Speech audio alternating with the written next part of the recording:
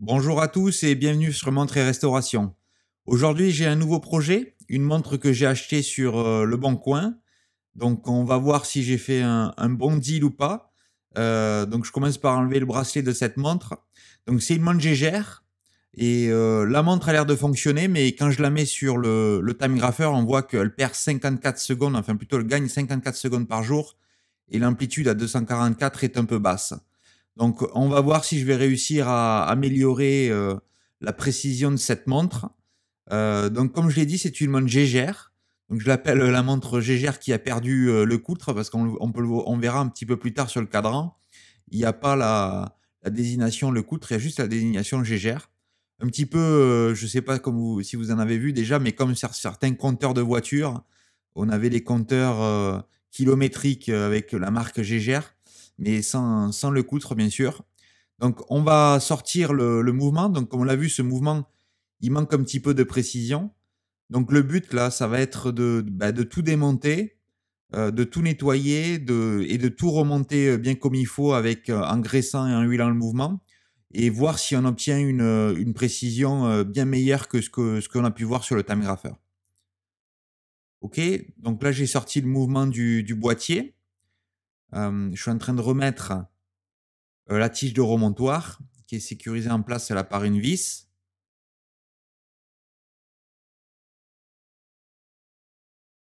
Voilà, là, elle est en place. Ce qui va me permettre avec la tige de remontoir, je vais pouvoir aligner les aiguilles. Donc, je vais mettre gentiment les aiguilles des heures et des minutes à minuit. Et je vais pouvoir enlever les aiguilles avec un outil. Donc, pour cela, d'abord, il faut protéger le cadran. Donc, je vais protéger le cadran avec un film plastique et avec un Presto Tool de chez Bergeon. Donc, ça va passer sous les aiguilles et ça va les soulever. Voilà. Et là, on voit, j'ai réussi à soulever l'aiguille des minutes et des secondes, mais l'aiguille des heures est restée sur le cadran. En fait, j'ai pas assez d'espace. Donc là, je vais enlever l'aiguille des secondes et l'aiguille des minutes avec cette pince en bois, justement, pour pas rayer le cadran. Mais il n'y a pas assez d'espace sous l'aiguille des heures pour venir. Donc, j'utilise cet outil-là, voilà, pour essayer de passer sous l'aiguille des heures gentiment, pour faire levier. Toujours pareil, en protégeant le cadran avec ce film plastique. Voilà, là, je commence à réussir à passer dessous gentiment et je vais pouvoir faire levier et venir décoller l'aiguille des heures. Parfait, voilà, elle est sortie de son axe. Donc là, j'ai enlevé les aiguilles. Pareil, voilà, on va gentiment enlever l'aiguille tranquillement. Parfait. Là, je vais dévisser. Il y a les deux vis qui tiennent les pieds. Donc, il y a les pieds du cadran. Voilà, on va dévisser un, puis il y en a un deuxième. En général, ils sont deux. Il y a plusieurs manières de fixer un cadran en place, mais c'est souvent par des vis. Voilà, donc n'hésitez pas, hein, je vous rappelle que je suis pas professionnel, mais je fais ça comme une passion. Si vous avez des questions sur les outils, sur la manière dont je fais les choses, n'hésitez pas à poster vos questions en commentaire et je prendrai un plaisir à vous répondre. Voilà, donc là, je mets le cadran et les aiguilles dans une petite boîte spéciale. Là, voilà, le cadran, il va être sécurisé. Il ne pourra pas bouger. Donc, on va mettre ça de côté parce que c'est une des dernières choses qu'on va remonter sur la montre. Je peux attaquer le démontage. D'abord, on va enlever l'aiguille, enfin, pardon, le- le- la roue des couronnes, pardon. Voilà, que je viens d'enlever. Donc, on voit le mouvement, il tourne. Donc, ça, c'est toujours une bonne nouvelle quand on achète une montre. Donc là, achète une montre sur le Bon Coin, donc forcément, souvent les gens, ils n'ont pas de time grapher, donc ils vous disent la montre, oui, elle tourne, mais quelle est la précision de la montre? C'est toujours un petit peu difficile d'estimer. Là, il n'y avait pas d'historique de maintenance ou quoi que ce soit. Donc forcément, on a toujours la surprise quand on la met sur le time grapher de voir si la montre tourne comme il faut et avec une bonne précision ou pas. Et là, on voit, comme on a pu le voir, la montre, la précision est pas terrible. Donc ça veut dire que La dernière fois qu'elle est allée chez un horloger pour faire une maintenance, c'est probablement il y a très longtemps. Voilà, donc là, j'enlève le balancier. Donc le balancier avec le ressort de balancier qui est très délicat. Donc toujours je l'enlève en premier pour être sûr que je ne l'abîme pas pendant le démontage. Là, je vais enlever le pont d'encre avec l'encre. Donc on voit le mouvement, on voit pas d'inscription particulière sur le mouvement et on voit que c'est un mouvement étillé. On le voit là, le signe en bas du mouvement avec le numéro de mouvement. Donc ce n'est pas un mouvement, Gégère Lecoutre. Donc les informations que j'ai pu trouver, j'ai cherché un petit peu sur internet, donc c'est des montres apparemment qui ont été faites, spécialement pour, une boutique, qui se situe à Paris. Donc c'est des montres qui ont été faites dans les années 70. Donc il y a eu quelques montres Gégère, heu, avec différents modèles qui ont été faites. Donc c'est des montres, on n'en voit pas beaucoup de ces montres-là, donc c'est des montres qui sont quand même assez rares, mais forcément qui ont pas le prestige des montres, Gégère-Lecoutre. On le voit là, le mouvement, c'est un mouvement étillé. J'ai rien contre les mouvements étillés, c'est des très, très bons mouvements, mais forcément, c'est des mouvements qui sont produits en plus grande quantité que les mouvements en Gégère. Donc oui, ce n'est pas une vraie, Gégère-Lecoutre. Donc voilà, là, j'enlève le pont des secondes. On voit que le pont, là, on verra un petit peu plus tard, mais on voit que les rubis dessus, ils sont protégés là avec une pierre là qui vient dessus. C'est assez rare de voir ça. Donc là, on a toutes les roues. Donc on voit qu'il y a la roue du milieu là qui est bloquée sous la roue du rocher. Donc c'est-à-dire, je vais enlever la roue des couronnes et la roue des rochers. Comme ça, je serai tranquille. D'abord la roue de couronne avec la vis qui est vissée à l'envers, hein, le filetage qui est toujours à l'envers quand il est au centre. Toujours faire attention. Voilà, je vais pouvoir enlever enfin la roue des couronnes. Donc voilà, là, on va enlever toutes les pièces. Le but de la première étape, c'est toujours de démonter toutes les pièces du mouvement. Ensuite, on va les laver et on va remonter tout ça. Et normalement, quand on démonte aussi, toujours avoir un œil sur si on voit des pièces endommagées, des pièces qui sont tordues, si on a des jeux excessifs dans le mouvement, si on a des rubis qui sont cassés. Voilà. Donc on essaie de regarder tout ça un petit peu quand on démonte la montre. Voir, si, bah, forcément il y a de l'usure, hein, dans une montre mécanique. C'est comme sur votre voiture, vous allez faire la révision chez le garagiste, tous les X kilomètres parce que les pièces, bah, elles ont pas les pièces, n'ont pas une, durée de vie illimitée. Bah, c'est pareil pour une montre mécanique. Vous devez amener une montre mécanique chez votre horloger tous les 5 ans, 8 ans, 10 ans parce que, bah, elle perd de la précision. Les engrenages sont, ou les pivots plutôt, les points de pivot sont huilés, un petit peu comme l'est votre moteur de voiture, hein. Et l'huile, beh, elle s'évapore, elle sèche, il y a des impuretés qui viennent se mettre dedans, même si c'est des impuretés qui sont infimes, et tout ça fait perdre de la précision à la montre. Ou pire, ça peut aussi engendrer, une usure excessive de certaines parties de la montre. Donc c'est pour ça qu'il faut vraiment, faire une maintenance sur votre montre, comme il est préconisé par le fabricant. Alors oui, sur certaines montres, ça dépend les marques, c'est des choses qui ont un coût quand même, hein. Le coût d'une révision, n'est pas négligeable. Mais si vous voulez avoir une montre et si vous voulez la garder, le plus longtemps possible, et surtout pour après que, c'est comme sur votre voiture, hein, vous n'êtes pas obligé de faire la révision, mais si vous la faites pas, vous allez forcément avoir quelque chose de grave qui va casser dans le moteur à un moment ou à un autre, et le coût de la réparation sera bien plus important qu'une révision. Donc voilà. Donc c'est vraiment important de faire les révisions sur les montres mécaniques, bien sûr. OK, donc là, j'ai démonté, toutes les pièces sur cette partie-là. Donc la partie, qui est l'opposé à la partie cadran. Là, on est parti sur le côté cadran maintenant. Donc on va démonter, la pièce là qui est sur le dessus avec une petite vis qui maintient en place la roue des minutes, là, qui se situe dessous. Voilà. Je vais venir enlever la roue des minutes. On voit la chaussée qui est montée sur cette, grande roue, donc qui n'est pas montée en friction comme on l'a sur beaucoup de montres. Donc, un design un petit peu différent. Voilà, là on a le ressort de la tirette. Donc c'est cette grande pièce dessus que je viens enlever. Dessous, on a les roues intermédiaires et voilà, ça c'est le ressort de la bascule que je viens d'enlever. Donc là, on a pratiquement tout enlevé de ce côté-là aussi. Il nous reste la bascule.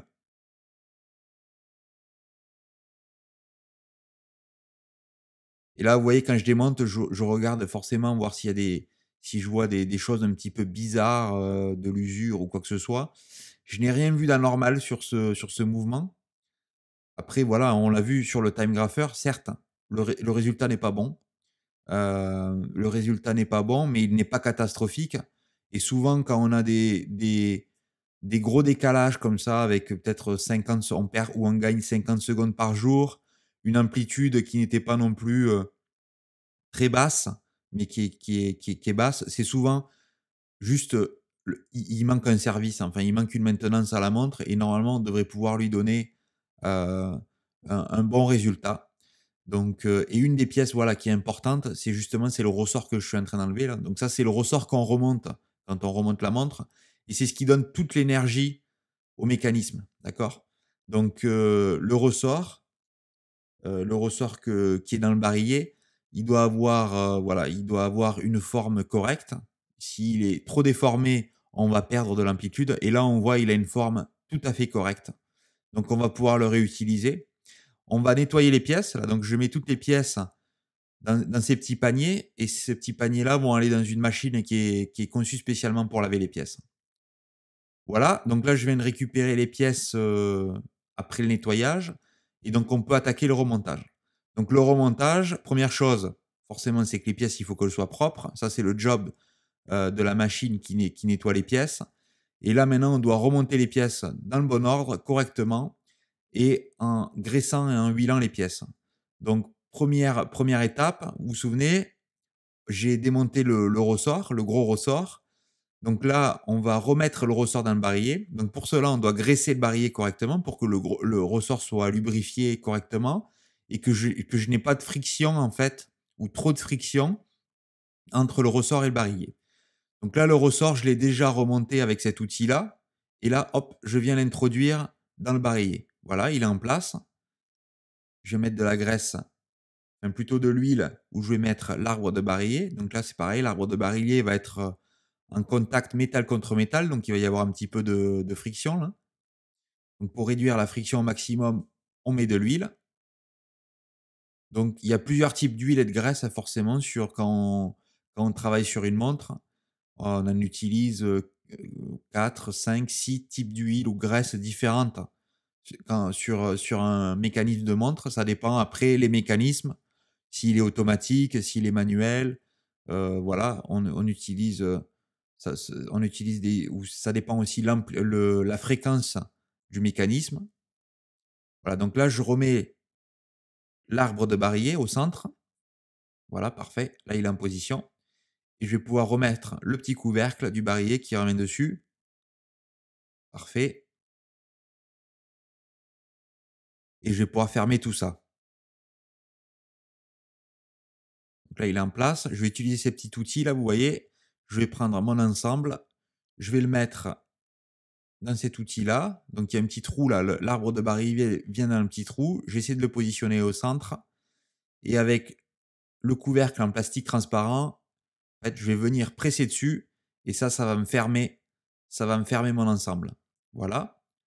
Je viens lubrifier la partie supérieure, pareil entre le couvercle et l'arbre de barillet. Et donc là, on a un barillet qui est complètement assemblé, qui est complètement remonté. Parfait. On va mettre ça de côté.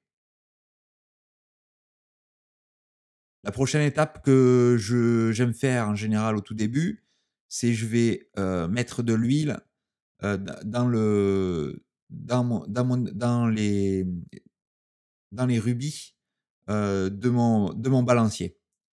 Donc là, je fais un traitement, ce qui s'appelle un traitement, Epilame. Donc je viens traiter, vous voyez, j'ai mis la roue d'échappement, l'encre et je mets, le rubis du balancier. Donc ce traitement-là, en fait, ça sert, c'est un traitement que je vais faire avant de mettre l'huile. Donc ce traitement-là sert, en fait, à ce que l'huile reste en position, plus longtemps et ne se disperse pas, en fait. Vous voyez, si vous mettez une goutte d'huile, l'huile va tendance à couler, à glisser. Là, elle va rester, la surface, en fait, la surface où on va venir déposer l'huile va avoir une meilleure rétention. Donc l'huile va rester à l'endroit où on la met et elle va pas s'étendre. Voilà. Donc ça permet d'avoir, voilà, une précision, plus importante au niveau, quand on met l'huile et surtout, bah, si l'huile, elle reste au bon endroit, beh, le mouvement là, donc comme je vous disais, il y a des services, on doit faire de la maintenance à intervalles réguliers, mais si l'huile reste au bon endroit plus longtemps, beh, le la montre va tourner, va avoir une précision meilleure pendant plus longtemps, une usure, moins prématurée. Donc, voilà, on aura une montre qui va tourner, beaucoup mieux. Donc voilà, là j'ai nettoyé, on a fait le traitement Fixodrop ou Epilam. C'est la même chose, c'est 2 juste 2 produits différents. Vous voyez, là, je suis en train de mettre de l'huile, une goutte d'huile au centre du rubis. Donc là, c'est pour le rubis qui est de l'autre côté. J'ai fait la même chose sur le rubis que je viens de mettre en place et une fois que j'ai mis la goutte d'huile au centre, donc celui-là aussi, hein, il a été traité dans l'épilame avant. Je vais mettre, voilà, la partie supérieure ici. On ferme tout ça et ça, on va le repositionner sur le mécanisme. Donc là, c'est la partie, donc là, je suis de l'autre côté du balancier, donc partie cadran. Voilà, donc là, on a l'axe du balancier qui a ces 2 points de pivot qui sont lubrifiés. Donc ça, c'est quelque chose, voilà, qu'on n'aura pas à faire une fois qu'on mettra le balancier, à la fin du remontage du mécanisme. Et là, je viens fermer le petit ressort, voilà, qui tient en fait le rubis en place. Parfait. Voilà, donc là maintenant on va attaquer à remonter le mécanisme. Donc toujours pareil, le même principe, hein, comme on l'a dit, on va mettre de l'huile ou de la graisse aux différents points importants. Donc là c'est le point de pivot du barillet, mais je vais ne pas mettre le barillet de suite parce qu'il y a une roue en fait, voilà, cette roue ici là, vient se positionner sous le barillet. Donc c'est-à-dire que je mets cette roue en premier, le barillet dans le bon sens bien sûr, voilà. Vous voyez, la roue passe dessous. Donc, quand vous travaillez sur différents mécanismes, vous voyez, il y a chaque mouvement a forcément ses petits designs. Enfin, la construction est faite, différemment. Donc, vous voyez, sur ce mouvement étillé avec cette roue qui passe dessous, c'est forcément un peu ce n'est pas comme ça sur tous les mécanismes, mais après le fonctionnement, reste, le même. Mais voilà, les roues sont positionnées à différents endroits, il y a différentes façons de faire la même chose, il y en a pas qu'une façon. Donc c'est ça qui est intéressant de travailler sur les différents mouvements et de voir un peu comme, chaque fabricant, beh, quelle solution ils apportent pour arriver à la même chose, hein, à une montre qui garde, le temps le plus précisément possible. Mais, voilà, il y a différentes manières de le faire. OK, donc vous voyez, j'ai rajouté un petit peu d'huile sur le pivot là de cette roue de centre. Donc maintenant on a positionné toutes les roues. On va venir positionner le pont avec, bah, les rubis supérieurs. Donc on va devoir aligner les points de pivot là, vous voyez sur ces 4 points violets qui sont les rubis. Alors, c'est pas des vrais rubis, hein, c'est du rubis synthétique. Mais le rubis, vous voyez, c'est ce rubis synthétique a une dureté extrêmement élevée qui je crois est enfin, c'est juste en dessous la dureté du diamant, donc c'est-à-dire qui ne représente qui ne se s'use pas, voilà. Donc normalement, ces rubis-là, vous ne les changez jamais, donc ça ne s'use pas. Donc le pivot des roues va se mettre, donc c'est du métal, hein, le point de pivot de chaque roue va se mettre dans ces rubis. Donc le rubis, lui, ne s'use pas. Le métal, le but, c'est qu'il s'use le moins possible. Donc c'est pour ça on va après lubrifier aussi tous ces points de pivot. Voilà, donc et le but, c'est d'avoir le moins d'usure et le moins de pièces à remplacer. Donc normalement, ces points de pivot-là, enfin ces rubis, vous les changez, ils peuvent casser, hein, avec des chocs, mais c'est pas des pièces qui doivent s'user, et qui se changent sur la durée d'une vie d'une montre. Donc voilà, une fois qu'on a aligné toutes les roues, on vient, visser le pont, mettre le pont en place et sécuriser tout ça. Voilà, je regarde si les roues continuent à tourner. Parfait, mis la première vis. On va mettre la deuxième.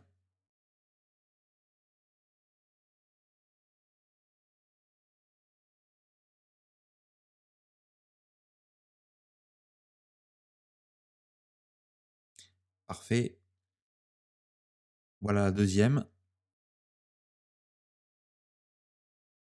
Voilà, et là je regarde, vous voyez, les roues continuent à tourner, donc tout est aligné. Parfait. Tout tourne, tout est connecté, toutes les roues sont connectées les unes aux autres. OK. Donc là, je vais mettre, la vis de tirette. Donc je lubrifie un petit peu avant le trou où on va mettre la vis de tirette. Parce que souvent cette vis, elle a un petit épaulement. Donc si elle, on ne peut pas la mettre après avoir mis le pont. Donc il faut toujours mettre la vis, sinon l'épaulement, on ne peut pas le passer à travers le pont là. Donc au début, souvent on se fait avoir, on oublie de mettre cette vis, mais à force, c'est souvent c'est toujours la même chose. Après on se fait avoir peut-être une ou 2 fois et après on n'oublie plus. Voilà, donc là je mets le pont de barillet est en place. Même chose, on va venir sécuriser avec des vis.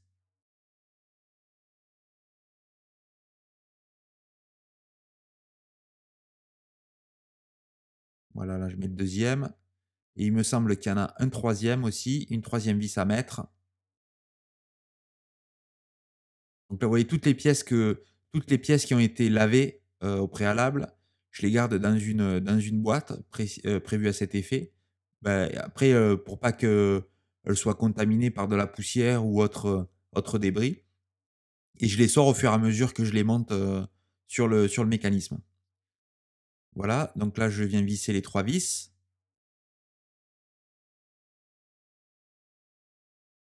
Parfait, donc là, les ponts sont mis. On va venir, toujours la même chose, mettre de l'huile au point où on a des contacts métal contre métal. Donc là, on a le barillet qui est en rotation dans le pont. Donc voilà, il faut bien lubrifier cette partie-là. OK, donc si vous aimez les vidéos, ça serait très sympa si vous pouvez vous enregistrer sur la chaîne, cliquez sur la cloche, comme ça vous recevrez les notifications. J'essaye de mettre une vidéo par semaine, pour mes abonnés. Donc vous recevrez une notification, voilà, à chaque nouvelle vidéo. Et n'hésitez pas aussi, si vous aimez la vidéo, à cliquer sur le petit pouce bleu. Je pense aussi, je l'avais déjà précisé, mais j'ai une chaîne, donc ma chaîne principale est une chaîne en anglais, donc qui s'appelle, French Watch Collector. Donc toutes ces vidéos-là, que je mets sur la chaîne en français sont déjà depuis un petit moment sur ma chaîne en anglais. Donc si vous êtes à l'aise en anglais, vous pouvez aussi regarder ma chaîne French Watch Collector.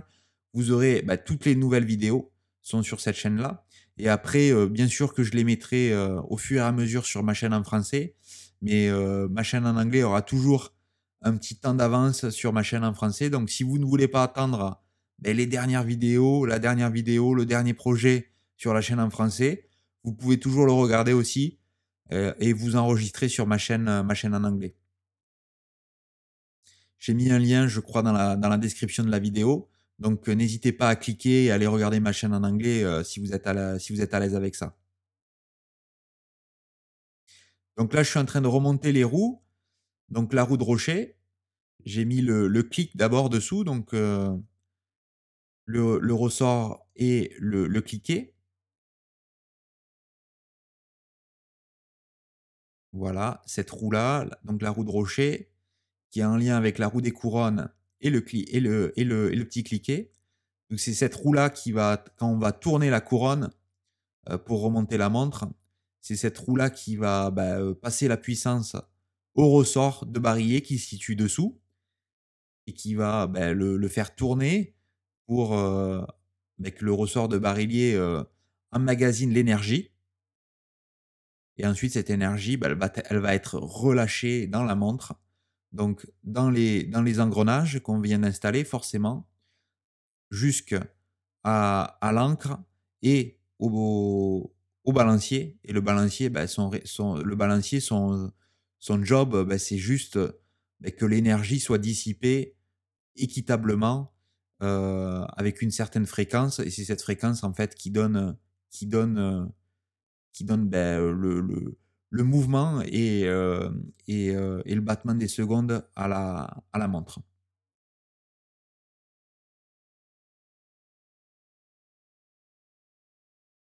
Voilà, donc là je mets la roue des couronnes avec la vis qui est à l'envers, toujours avec le filetage à l'envers. Parfait, donc on est plutôt bien avancé de ce côté-là. Donc avant de mettre ensuite l'ancre et le balancier, j'assemble toujours l'autre côté, donc le côté cadran. Donc on va mettre, dans un premier temps, le pignon de remontoir, le pignon coulant.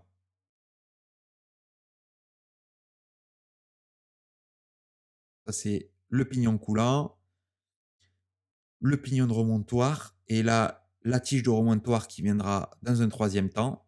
Donc là, vous voyez, je prends les pièces qui sont, comme je vous l'ai dit, stockées.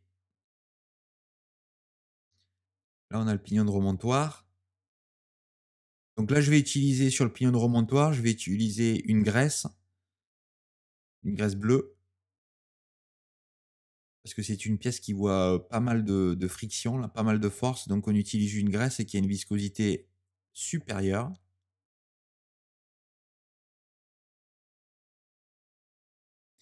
Et une fois que c'est graissé, on va le mettre en place.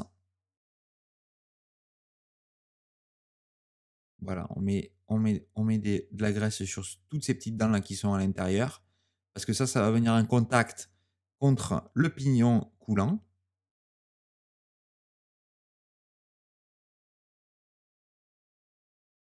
Voilà le pignon qui vient dans cette petite encoche et le pignon coulant qui vient juste derrière.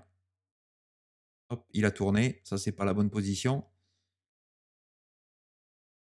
Donc là, on va le ressortir gentiment et on va le remettre dans sa bonne position. Voilà, parfait. Donc là maintenant, j'ai la tige de remontoir, pareil, on va mettre un petit peu de graisse sur la tige de remontoir et on va venir l'insérer. Donc vous voyez la tige de remontoir, il y a plusieurs sections sur la tige. Il y a une partie en fait qui est carrée et des parties circulaires. La partie carrée va venir se mettre à l'intérieur, du pignon coulant.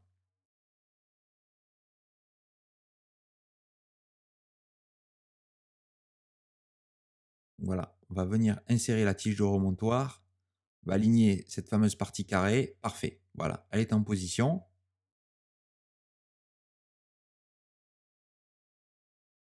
On va venir graisser les points. Donc là, on a le point où on va venir mettre la roue avec la chaussée qui est montée sur cette roue, le point de pivot de la roue des minutes. On a le point ici pour cette roue intermédiaire et il nous reste un dernier point qui est, voilà, ici, là où on va avoir la bascule. Normalement, je pense qu'on n'est pas trop mal. Là, on a eu tout ce qu'il fallait. Parfait.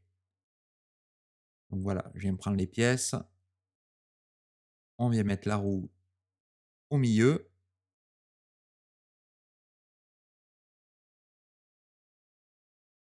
Voilà, elle est en position. Parfait. On voit qu'elle est connectée avec les roues qui sont dessous. Donc de l'autre côté,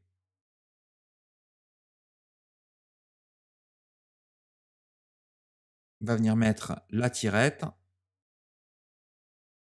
donc qui est maintenue en place par la vis qui est de l'autre côté. Vous vous souvenez, c'est la vis que j'ai mis avant, où j'ai dit: «Attention, il faut la mettre avant de mettre le pont de barillet». Donc là, je l'ai vissé, je l'ai mis en place. On vient mettre la bascule, donc la bascule qui vient sur son point de pivot et qui passe au milieu du pignon coulant. Parfait. On va venir mettre sans doute le ressort. Donc ce ressort-là qui va donner la tension, qui va mettre tout ce système-là en tension, donc qui va venir mettre en tension la bascule.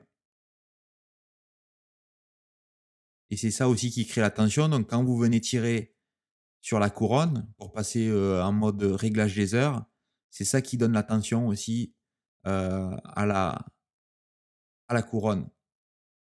Voilà, la roue intermédiaire. On avait déjà graissé le point de pivot auparavant. Et il nous reste la roue des minutes. Vous voyez, j'ai enlevé la roue là qu'il y avait au centre, parce qu'en fait, la roue des minutes passe dessous. Donc voilà, on met d'abord la roue des minutes et ensuite je vais pouvoir venir remettre cette roue avec la chaussée au centre. Et donc on va mettre d'abord les différentes pièces. Voilà, donc là, cette pièce en fait qui est une pièce qui va maintenir en place la bascule, le ressort de bascule, mais qui est aussi en fait un ressort. D'accord? Donc c'est ce ressort aussi qui fait que et qui va donner la position, qui va indexer la position de la couronne quand on tire dessus. Donc voilà, je viens visser ça en place avec cette grosse vis. Et là, vous voyez, quand je tire, tac, position de ça tourne. Parfait, on voit que le mécanisme tourne dessous. L'autre position pour le réglage des heures. Parfait. J'ai l'impression que tout fonctionne normalement.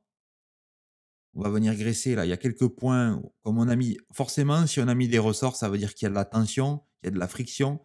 Donc il faut venir graisser tous ces points-là.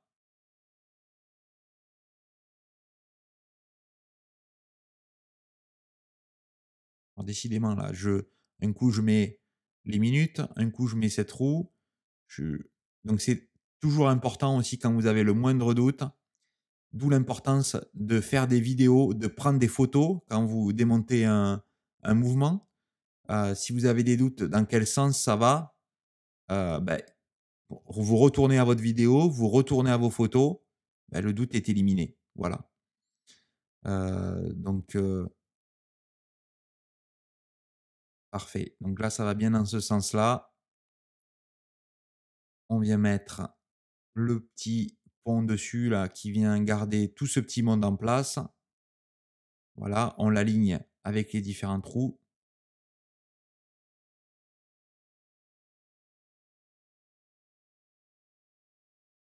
Deux petites vis qui vont venir sécuriser tout ça.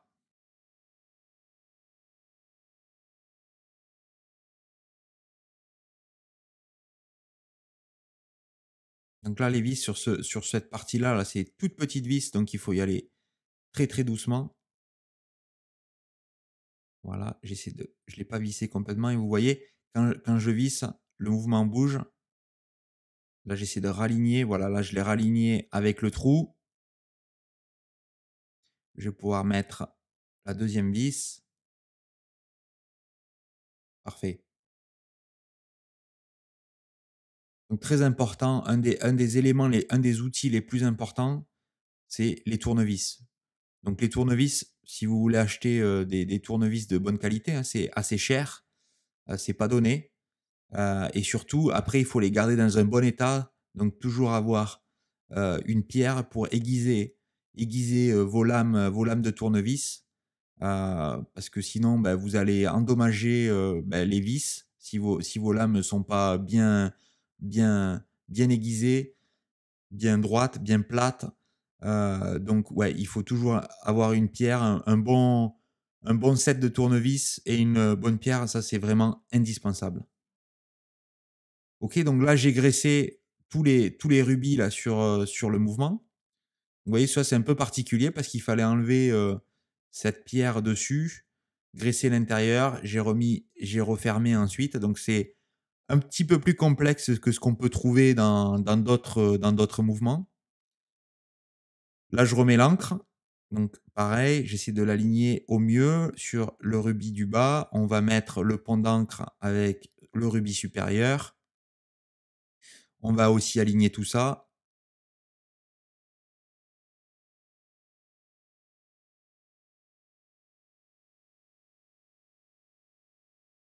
Parfait. Là, il est en position.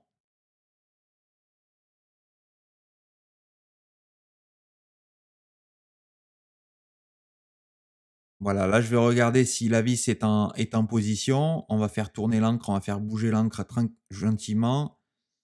Voilà, je le soulève. Là, on voit, elle a l'air de bouger correctement. Hop, vous voyez là, le pont, il est descendu d'un coup. Donc là, ça veut dire, voilà, parfait, c'est aligné. Donc toujours mettre une petite pression, une légère pression sur, avec, vous voyez là, avec mon outil en plastique rouge, là, je mets une petite pression dessus et hop, on a vu le pont s'abaisser une fois que l'encre est alignée correctement dans le rubis inférieur et supérieur. Donc là, je mets la vis, on sécurise tout ça en place.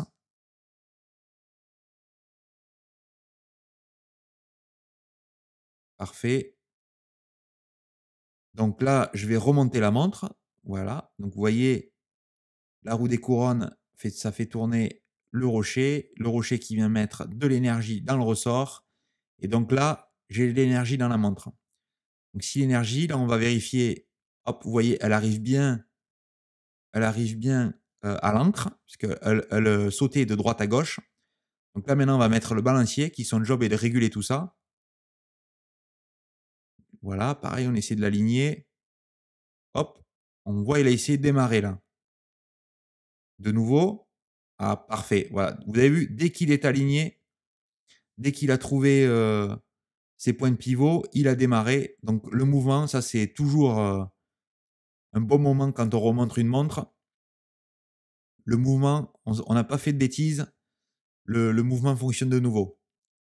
Donc maintenant, la seule question, et en fait c'était le problème de base, est-ce que le mouvement tourne mieux que ce qu'on avait initialement?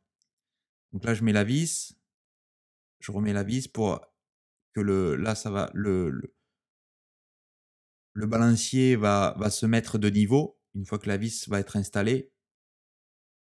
Voilà, parfait.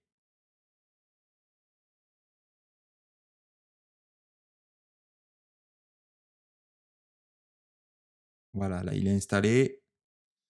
Donc en général, je laisse le mouvement tourner pendant 24 heures pour que l'huile, la graisse se mettent au bon endroit.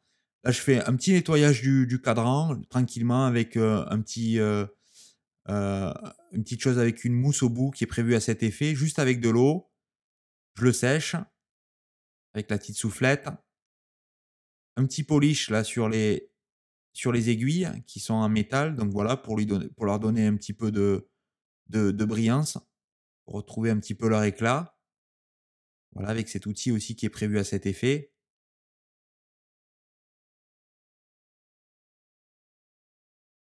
Voilà, l'aiguille des secondes, on fait pareil, un petit polish sur l'aiguille des secondes.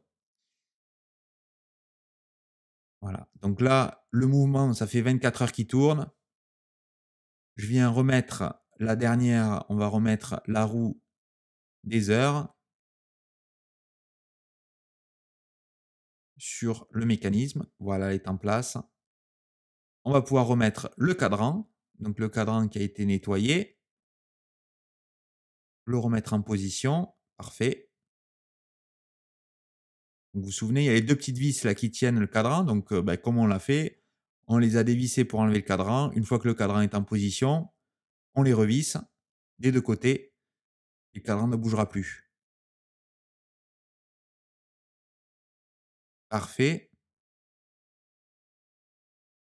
Voilà, on a un der une avec la soufflette, j'enlève les s'il y a des petites poussières et la dernière chose, c'est le dernière étape pour le mécanisme, on vient mettre les aiguilles. Donc d'abord l'aiguille des heures que je viens mettre en position avec cet outil, voilà.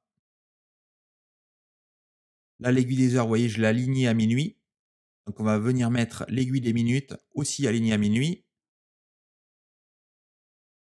Je viens la pousser, pareil, en position. Parfait. Et la dernière, l'aiguille des secondes. Donc là, il n'y a pas vraiment de position particulière pour mettre l'aiguille des secondes. Elle est en place. OK. Donc, j'ai nettoyé aussi le boîtier dans une machine à ultrasons. Voilà, donc là, je remets le mouvement, le cadran. Là, vous voyez, je dévisse le ressort, la vis de tirette, pardon. On va venir insérer la tige de remontoir. Elle est en place.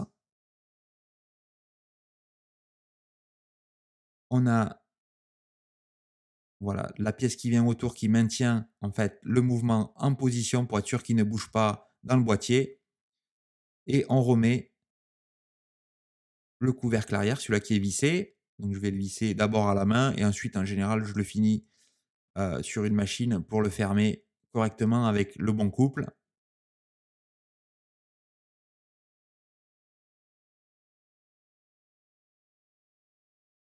Voilà, donc là on est en train de le fermer tranquillement. Et ensuite, la question va être de voir si la précision est meilleure ou pas que ce qu'on avait au tout début et si notre restauration s'est passée correctement. Donc voilà le produit final avec un boîtier nettoyé, un cristal poli et un mouvement nettoyé et huilé correctement. OK, donc là on remet la montre sur le time grapher. Parfait, les résultats sont super. On voit la montre, elle perd à peine 2-3 secondes par jour. L'amplitude, elle est remontée au-dessus des 300. Vous vous souvenez, elle était aux alentours des 240. La montre, elle gagnait 50 secondes par jour. Là, vous voyez, on tourne autour des zéros. Donc, on a une montre qui tourne sans doute comme à ses premiers jours. Donc, je suis super content de cette restauration. Donc, si vous avez aimé la vidéo, mettez un like et on se retrouve pour ma prochaine vidéo de restauration. Au revoir.